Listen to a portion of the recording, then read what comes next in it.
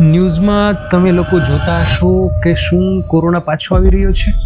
આપણે એક સમયે જેમ 2020માં જે ચાલુ થયું હતું અને કોરોનાએ આખા સમાજ વ્યવસ્થાને વેરવિખેર કરી નાખી હતી. કે આપણા એશિયાના દેશો જેમાં થાઈલેન્ડ જેમાં 33,000થી વધુ કેસ, સિંગાપોર 14,000થી વધુ કેસ, હોંગકોંગમાં 1,000થી વધુ કેસ અને ભારતમાં પણ 19 મેનો ડેટા છે, આપણી ગવર્મેન્ટનો ડેટા છે કે જેમાં 257 કેસ અને એમાં ગુજરાતમાં 7 કેસ.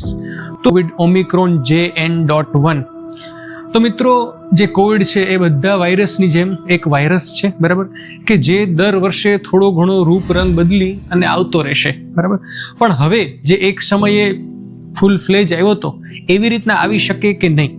આ વખતે ધીમી ધારે હજી કેસીસ શરૂ થયા છે, પણ હું તમને કહીશ કે આ બધી વસ્તુથી ડરવાની જરૂર નથી, ખાલી સાવચેત રહેવાની અને જ્ઞાન અને મગજમાં રાખવાની જરૂર છે કે આવું કંઈક હોય છે.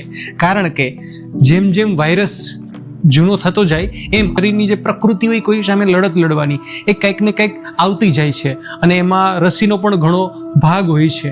તો હું તમને કહીશ કે આ બધી જ વસ્તુઓને જોવો, પણ એકદમ બ્રેકિંગ ન્યૂઝ ને મરી જવાના છે એટલી હદે ડરવાની જરૂર નથી. તમને સાચી અને સચોટ માહિતી, આરોગ્ય જ્ઞાન આપણી દેશી ભાષામાં મળતી રહેશે.